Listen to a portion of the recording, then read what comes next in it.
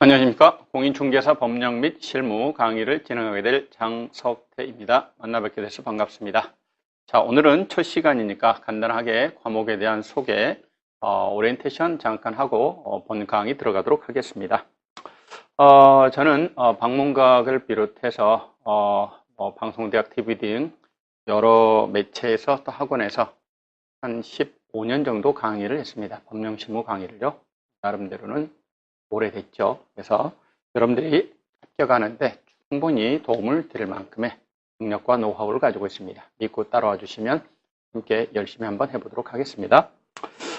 먼저 이 과목의 소개 간단하게 하겠습니다. 여러분과 제가 같이 공부해야 되는 이 과목의 정식 명칭을 보면 좀 길어요. 공인중개사의 업무 및 그렇습니다. 공인중개사의 업무 및 부동산 거래 신고에 관한 법률 및 중개 실무라고 되어 있습니다. 상당히 길죠.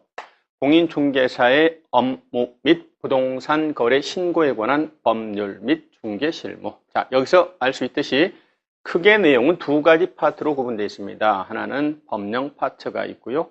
하나는 실무 파트가 있습니다. 자, 그래서 줄여서 법령, 실무 이렇게 부르기도 합니다. 자, 그럼 법령 파트를 보시면은요. 법령 파트는 크게 내용이 두 가지 내용이 있습니다. 첫 번째는 공인중개사의 업무 파트입니다. 자, 그래서 여기는 무슨 내용을 담고 있냐면 어떻게 공인중개사가 되는지, 그리고 되고 나서 중개업을 하시려면 어떤 절차를 거쳐서 등록을 받아서 중개업을 할 수 있는지, 자, 그리고 중개업자가 되고 나시면은 여러 가지 요소가 있겠죠. 사무소 설치 어떻게 할까? 사무소 이전 어떻게 할까? 직원은 어떻게 둘까? 휴업은, 폐업은 또는 이전은 인장 등록은 이와 같이 중개업자가 현업을 하면서 필요한 내용을 공부할 겁니다.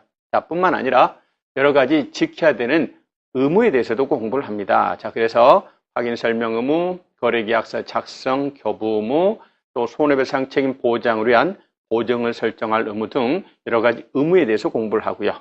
또한 반대로 권리적 성격을 지닌 것으로서 중개업자의 보수에 대해서 공부를 할 겁니다. 그 밖에 우리 법이 규정하고 있는 여러 가지 준수사항과 의무사항을 위반하게 되면 제재를 받게 되겠죠. 그래서 행정처분을 공부합니다. 뿐만 아니라 행정형벌, 그리고 질서벌, 협회, 보칙 이런 내용으로 구성되어 있는 게 공인중개사의 업무 파트다. 이렇게 보시면 되고요. 그 다음에 또 하나가 부동산 거래 신고 파트입니다. 아마 들어보셨을 거예요. 토지나 건축물의 매매 계약을 체결하시면 실거래가 신고를 하셔야 돼요. 그런데 그게 독립법으로 따로 마련되어 있는 게 아니라 어디 마땅하게 둘 만한 데가 없어서 우리 법에 들어와 있습니다. 그래서 업자가 만약에 토지나 건축물의 매매를 중개하시면 실거래가 신고 의무자가 됩니다. 그래서 부동산 거래 신고, 실거래가 신고제도 관련된 내용이 우리 법으로 들어와 있습니다. 자, 그리고 직접 표현하고 있지는 않습니다. 그런데 공인중개사인 중개업자나 법인인 중개업자는 무엇을 할 수가 있냐면 경공매 부동산에 대해서 권리분석, 취득알선, 매수신청, 입찰신청, 대리, 흔히 말하는 경매 컨설팅 등을 할 수가 있어요. 그런데 그걸 하려면 아무렇게나 막 하는 건 아니고 법원에 등록을 받고 법원에 감독하여야 합니다. 자, 그래서 이와 관련해서 어떻게 법원에 등록받고 업무하는지 이와 관련해서 대법원 규칙과 예규가 있습니다. 그래서 공인중개사의 매수신청 대리인 등록에 관한 규칙 및 예규를 공부하게 될 겁니다. 표현되지는 않았지만 그까지 해서 통칭해서 여기 부분을 법령 파트다라고 부를 겁니다. 자, 그리고 중개 실무 파트는 말 그대로입니다. 중개업자가 중개업을 하면서 겪게 되는 여러 가지 사항들, 이런 것들을 이론화 시켜놓은 부분이다. 이렇게 이해하시면 돼요. 자, 그래서 중개계약을 체결하는 문제, 또 여러 가지 조사 확인 활동하는 것, 그리고 판매 활동, 마케팅 활동, 계약 체결 및 계약서 작성, 그리고 경공매 파트까지 이 파트가 중개 실무다. 이렇게 보시면 됩니다. 현재 시험의 큰 비율은 7대 3입니다. 그래서 총 40문제 가운데요. 법령 파트가 70%입니다. 그러니까 40문제 가운데 원래 28문제, 실무 파트가 30%니까 12문제 정도 출제되는 것이 원칙입니다. 그러나 최근 4, 5년간의 출제 경향을 보면 지속적으로 법령편이 강조되고 있습니다. 그래서 법령 파트가요, 무려 31개나 2개 정도 나옵니다. 그리고 실무 파트는 한 8개, 9개 정도 나옵니다. 그래서 실제로 거의 출제 비율은 8대2 정도다, 이렇게 보시면 될 것 같아요. 그래서 저희가 공부도 시간 안배도 8대2 정도로 할 겁니다. 법령편의 약 80%, 실무편의 20%. 특히 실무편의 내용들은 관계되는 민법, 공법, 지적법 이런 데서 공부한 내용들이 다시 응용 정리되는 분야다, 이렇게 보시면 돼요. 그래서 우리 실무에서 빠지지 않고 나오는 주택임대차보법이나 상가건물임대차보법이나 또는 토지거래 허가제나 또는 농지취득자격 증명이나 또는 권리관계 분석에 관한 것들은 전부 다 관련되는 민법이나 공법 등에서 공부를 하셨던 내용들이에요. 그래서 응용 정리되는 분야입니다. 그래서 지금 입문 과정에서는 실무 파트보다는 아무래도 법령 파트를 강조해서 공부를 하게 될 겁니다. 이 실무 파트는 관계되는 민법, 또 개론, 지적, 공법, 등기세법 이런 것들이 정리가 되어야 훨씬 더 쉽게 편안하게 받아들일 수 있는 단원입니다. 자, 그러면 이 과목의 간단한 특징을 한번 말씀을 드리겠습니다. 이 과목은요, 중개사 시험 과목 중에서 그중 제일 만만한 과목입니다. 쉬어갈 만한 과목이라고 말할 수 있어요. 쉬어가는 과목이에요. 지금 나름대로 민법이고 개론이고 공법이고 만만치 않습니다. 등기법도 마찬가지요. 세법도 그렇고요. 어느 한 과목 쪽 숨통을 틔워주는 과목이 필요합니다. 이 과목이 그렇죠.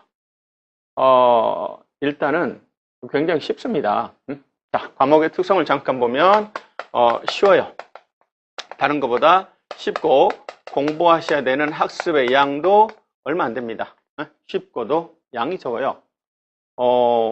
사실 이게 어려운 게 없죠. 어떻게 해서 등록받고 어떻게 해서 업무하고 이런 내용들을 쭉 그냥 나열해 놓고 기술해 놓은 것에 불과합니다. 무슨 심오한 이론 체계를 구성하는 학문이 아닙니다.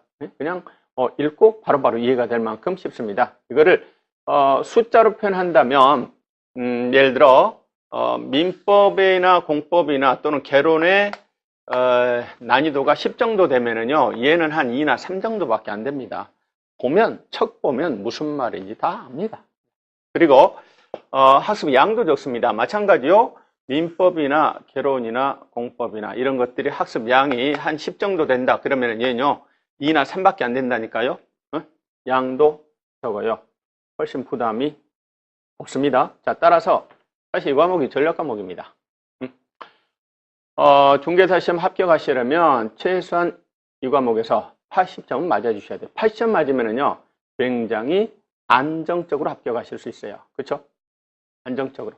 지금 보면 공법 같은 경우는 워낙 내용이 많습니다. 그래서 일반적으로 고득점 목표보다는 한 기본 점수 60점을 목표로 하는 경우가 많아요. 그리고 공시세법 한 60에서 70, 얘는 80점 정도 나와주시면 설사 그해 시험에 미쳐서 공법이 어렵게 나오더라도 또는 등기법이 굉장히 난이도 높게 나오더라도 이 과목에서 80점을 맞아주시면 부족한 점수를 커버하고 보충해 줄 수 있다, 그 말입니다. 그래서 이 과목 60점 맞아가지고 합격하신 분은 본 적이 없어요. 최소한 안정적으로 합격하시려면 80점 맞아줘야 됩니다. 자, 그리고 실제로 어느 정도의 내공만 쌓으면 80점은 다 맞습니다.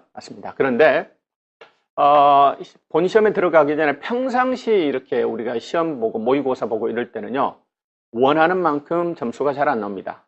그렇죠? 최종 시험에서 점수가 안 나오는 게 아니고 평상시 모의고사나 이런 거 치르면 잘 안 나옵니다. 뭐보다 안 나오냐면 기대치보다 더 잘 안 나옵니다. 절대 점수가 안 나오는 게 아니라 기대치보다 더 잘 안 나와요. 자, 기대치는요, 수업 들어보면 뭔지 다 알겠거든요. 책 보면 뭔지 다 알아요. 그래서 나 다 받는 거 아니야? 95점 맞을 것 같아. 그런데 막상 성적표 받아들면 60점 또는 65점, 안 좋은 사람은 40점, 점수 나와도 한 70점 이 정도밖에 안 됩니다. 생각보다 점수가 잘 안 나와요. 기대치보다. 왜 그러냐면 두 가지 관점에서 생각해 볼 수 있어요. 첫 번째는요, 수험생 입장에서 한번 생각을 해 봅시다. 수험생 입장에서는요, 일체 만만합니다. 쉬워요. 그리고 양도 얼마 안 된다니까요. 자, 그러다 보니까 어떻게 해요? 소홀하게 공부하기 쉬워요. 지금 아직 다른 과목에 치여가지고요. 이 과목의 시간 안배를 제대로 못합니다. 아, 나 민법 공부하기도 바빠. 나 개론 이해가 안 돼. 미치겠어. 공법은 암기상이 너무 많아. 아, 등기법은 왜 이렇게 보기보다 어려운 거야? 네? 다른 과목 공부하기 치여가지고요. 이거 만만하니까 소홀하게 공부를 하게 됩니다. 그러니 점수가 생각보다는 안 나올 수밖에 없죠. 드는 것만 갖고는 안 돼요. 자기 공부를 좀 하셔야 됩니다. 그리고요. 반대로 출제자 입장에서 한번 생각을 해볼 수 있어요. 출제자 입장에서 봅시다. 지금 이 과목의 특성이 어떻다고요? 쉽고도 양이 적다고 그랬어요. 따라서 그냥 평범하게 시험 문제 내면 뭐 대충 공부해도 80점, 90점 이상 훅 맞아버립니다. 아니 다른 과목은 뭐 50점 맞기가 힘든다는데 이 과목은 80점, 90점 맞아버린다. 지금 문제가 있어요. 과목 간 형평성에 문제가 있습니다. 따라서 출제자들도 주어진 조건 하에서 다른 과목하고 난이도를 비슷하게 맞추려고 노력을 합니다. 자, 그런데 주어진 조건이라는 게 쉽고도 양이 적어요. 따라서 평범하게 내면 전부 다 100점 맞아버립니다. 그러니 출제자 입장에서는 너무 쉽게 낸다. 나름대로 난이도를 부여한다 그 말입니다. 자, 어떤 식으로 부여하냐면 내용도 쉽고 양도 적어요. 따라서 어떻게 해요? 두 가지 방법이 있겠죠. 난이도를 잡는 방법은 부여하는 방법은 시간을 가지고 난이도를 잡는 방법이 있어요. 자, 똑같은 내용이어도요. 똑같은 내용이도 지문이 길면은 난이도가 높아져요. 그렇죠? 무슨 중개사 시험이 속독 능력 테스트 시험도 아닌데 왜 이렇게 시험 문제가 길어? 이런 문제를 많이 있습니다. 맞습니다. 이건 무슨 읽기 능력 테스트 시험이 아니에요. 그런데도 시험 지문이 굉장히 길어요. 이거는 무엇을 측정하기 위한 거냐면 학습의 양을 측정하기 위한 거예요. 이 양반이 얼마나 공부했느냐. 예를 들어 민법책을 내가 3번을 봤다. 그러면은 지문을 읽어나가는 속도가 빠릅니다. 촥촥촥. 그런데 겨우겨우 한 번 봤다. 그러면 늦을 수밖에 없어요. 이게 대체 무슨 말인가? 그렇죠? 결국 학습의 양을 측정하기 위한 방법으로서 길이 가지고 난이도를 조절하는 방법이 있습니다. 또 하나는 얼마나 섬세하게 공부했느냐, 정확하게 이해했느냐를 묻는 문제들이 많습니다. 그래서 사례를 가지고서 혼돈을 유도하거나 함정을 파거나 정확한 이해를 요구하는 문제들이 많이 나옵니다. 자, 또 하나는 진짜 듣도 보도 못한 희한한 문제를 내는 경우도 물론 있습니다. 뭐 그런 경우는요, 어차피 틀려라고 내는 문제는 그냥 적기시면 돼요. 그리고 길이에 관한 부분은 저희들이 충분히 학습을 반복함으로써 학습의 양을 증대시킴으로써 커버가 되고요. 정확한 이해를 요구하고 비교해야 되고 판단해야 되고 또는 혼동을 유도하는 문제들은 평상시 우리가 수업 시간을 통해서 여러 가지 비교를 하고 강조를 하고 차이점을 드러낼 겁니다. 그러니까 그 부분은 큰 문제가 되지 않을 거다. 이렇게 보입니다. 자, 공부하실 때 주의하실 사항 한두 개만 말씀드리겠습니다. 첫 번째는요. 이 시험의 특징을 항상 염두에 두셔야 됩니다. 이 시험은 뭐죠? 절대평가입니다. 과락을 면하고 평균 60점 이상이면 다 합격입니다. 절대평가예요. 옆에서 같이 공부하시는 분들이 경쟁자가 아닙니다. 다 같이 합격하면 되는 거예요. 상대평가 아닙니다. 그리고 과락을 면하고 평균 60점 이상이면 됩니다. 따라서 굳이 100점으로 합격하실 필요 있다 없다. 사실 가장 이상적인 것은 전과목 평균 60점 합격이 가장 이상적입니다. 이건 사실 불안하니까 한 70점 정도에 합격하겠다 이렇게 목표를 삼아주시면 돼요. 절대평가라니까요. 따라서 다 맞으려고 했을 필요 없어요. 내가 서울대학교 가야 된다. 뭐 수능 그러면 다 맞아야 되겠지만 이거는 적당히 맞으면 증 준다니까요. 자, 따라서 항상 공부하실 때 이게 뭐를 주의하셔야 되냐면 우리는 지금 이 공부가 중개업을 하는 현업을 할 때 필요한 공부하는 거 아닙니다. 실무에서 직접 필요한 공부하는 게 아니에요. 시험을 위한 공부를 하고 있는 거예요. 과연 시험에 나올 것인가 안 나올 것인가. 나는 몇 점만 맞으면 되냐면 60점만 맞으면 된다니까요. 틀리라고 나오는 문제는 고민하실 필요가 없어요. 팍 틀려주면 됩니다. 대신 다른 문제들 맞아주시면 된다 그 말이에요. 여기에 대해서 너무 스트레스를 받을 필요가 없다. 자, 그런데 공부를 하다 보면 항상 경계하셔야 돼요. 너무 넓어지거나 깊어지면 안 돼요. 사실은 여기까지밖에 시험 범위가 아니에요. 그런데 공부를 한번 하셨던 분들은요. 뭔가 내가 좀 있어 보이려고 내가 좀 많이 한 것처럼 보이려고 자꾸 범위 예의 영역으로 지식을 넓혀가려고 하는 속성이 있어요. 그러지 마세요. 항상 시험에 나왔던 것인가 나올 만한 것인가 이거를 따져보셔야 돼요. 또 이 정도 범위까지만 공부하시면 충분합니다. 그런데 어떤 분들은 자꾸 깊어지려고 해요. 아니, 그렇게 깊이 공부해서 뭐 하시게요? 뭐 유학 가시려고요? 뭐 박사 따시려고요? 그거 아니라니까요. 공부의 목적을 분명하셔야 된다. 우리는 자격증을 따기 위한 목적입니다. 그리고 절대평가라니까요. 100점, 98점, 뭐 95점 이렇게 안 맞으셔도 돼요. 적당히만 맞으시면 되는 겁니다. 따라서 너무 넓어지는 것 경계하셔야 되고 너무 깊어지는 것도 경계하시고 주의하시기 바랍니다. 자, 그러시고 예습을 미리 하실 필요는 없는데요. 꼭 복습은 하시는 게 좋겠다. 이 과목이 무슨 미리 예습까지 해야 될 그런 과목은 아닙니다. 그런데 복습은 꼭 해주시면 되겠다. 이왕에 복습하신다면 짧은 시간 안에 반복적으로 하시는 게 좋습니다. 왜냐하면 시간이 지나면 다 잊어버리죠. 지금 이제 시간이 가면 갈수록 처음에는 이만큼을 기억했다가 시간이 지나면 반비례해서 잊어버리죠. 요만큼을 외우고 있다가 또 잊어버리고 해서 갈수록 줄어듭니다. 따라서 한 번 공부를 하고 나서 짧은 시간 안에 다시 복습을 해주신다면 짧은 시간 안에 복습을 해주신다면 나중에는 이 기울기가 완만해지겠죠. 오래오래 훨씬 많은 상을 유지할 수 있고 이런 것들이 몇 번 반복되다 보면 장기 기억화될 거예요. 자, 지금 책 보고요. 2달 뒤에 다시 한번 보면은요. 그는 공부 안 하는 것과 같습니다. 개운하게 잊어버립니다. 내가 왜 그 책에 밑줄 그어놨는가 생각도 안 합니다.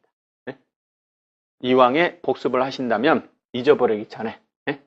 그래서 그날 공부하신 것은 꼭 그날 복습한다. 이런 원칙을 잡아주시면 좋아요. 또는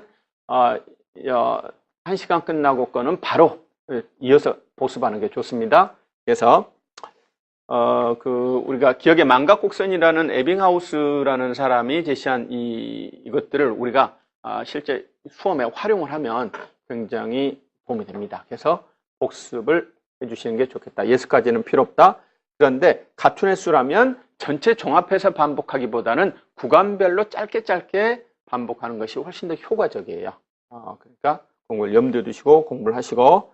자, 특히 또 하나 이제 당부드리고 싶은 것 중에 하나는 우리가 지금 뭐예요?